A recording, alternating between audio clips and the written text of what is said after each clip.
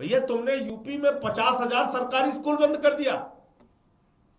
तुम्हारा सबसे बड़ा नेता नरेंद्र मोदी 2022 के चुनाव में टेंट वाले स्कूल में बैठ के अहमदाबाद में फोटो खिंचाता है। शर्म नहीं आती बीजेपी को? ये बात करेंगे लोग, बेईमान एक नंबर के। हाईवेज के नाम पे लाखों करोड़ रुपए की रिश्वत खाई। इनका एक दोस्त है अडानी, उसको लाखों करोड़ रुपए उसके साथ मिलकर भ्रष्टाचार कर रहे हैं। पूरे देश के जितने चुनिंदा भ्रष्टाचारी है सब मोदी के दोस्त हैं, सबको गले लगा के घूम रहे हैं नरेंद्र मोदी। तो भारतीय जनता पार्टी को कम से कम भ्रष्टाचार का तो भा बोलने का भी अधिकार नहीं है। भा बोलने का भी अधिकार नहीं है भ्रष्टाचार का। इस देश ही नहीं पूरे दुनिया की सबसे भ्रष्ट पार्टी, सर से पांव तक डूबी हुई भ्रष्टाचार में जो पार्टी है उस पार्टी का नाम है भारतीय जनता पार्टी। और इसके एक नहीं 1,000 उदाहरण है। इलेक्टोरल बॉन्ड में पैसे खा रहे हो तुम। 3,02,000 करोड़ रुपए का ठेका भाजपाइयों ने दिया है उन कंपनियों को जिससे इलेक्टोरल बॉन्ड में रिश्वत ली है इन्होंने। इसके तो रिकॉर्ड आ गए सामने। तो बीजेपी इस देश की महाभ्रष्ट पार्टी है। वो अगर भ्रष्टाचार पे बात करती है तो जैसे लगता है ओसामा बिन लादेन अहिंसा पे उपदेश दे रहा है। अगर बीजेपी भ्रष्टाचार पे बात करे तो आप समझ लीजिए जैसे ओसामा बिन लादेन अहिंसा पे उपदेश दे रहा है।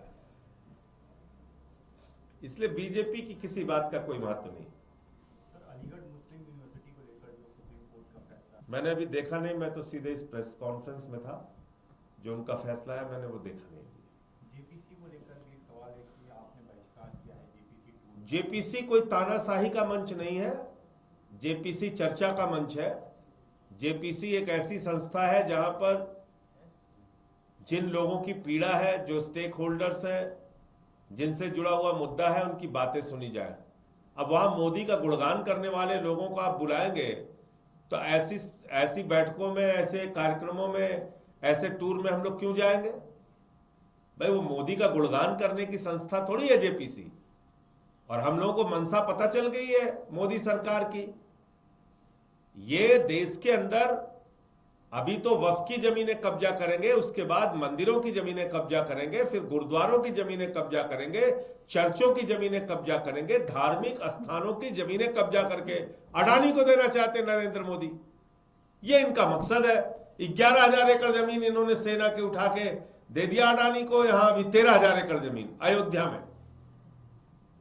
तो आप हमारे मंदिरों की जमीनें कब्जा करके अडानी को देना चाहते हैं और आप चाहते हैं कि हम वहां जो जेपीसी में गुणगान करने के लिए लोग आते हैं उनकी बातों को सुने। तो ये तो संभव नहीं है। इसलिए हमने अपना प्रोटेस्ट दर्ज कराया है कि जिनसे जुड़ा हुआ मसला है उनको बुलाइए। और मैंने सवाल पूछा था कि आप गारंटी लीजिए कि आप धार्मिक संस्थानों की जमीनें अडानी को नहीं देंगे। इस पे कोई बोलने के लिए तैयार नहीं है। हमें लिख के दो पहले कि तुम धार्मिक संस्थानों की जमीनें अडानी को नहीं दोगे, तुम मंदिर की जमीन उठा के अडानी को दे दोगे, हम लोग बैठे रहेंगे चुपचाप। इसलिए हम इसका विरोध कर रहे हैं। सर, यासीन मलिक की वाइफ ने सर लेटर लिखा है राहुल गांधी को और उनकी सजा की माफी के लिए अपील करी है। तो आप लोगों को स्टैंड है? देखिए ना, मैं इस विषय पे कोई जानकारी है मुझे, क्या लेटर उन्होंने लिखा है, क्यों लिखा है और राहुल गांधी को लिखा है, तो राहुल गांधी जी उसका जवाब देंगे।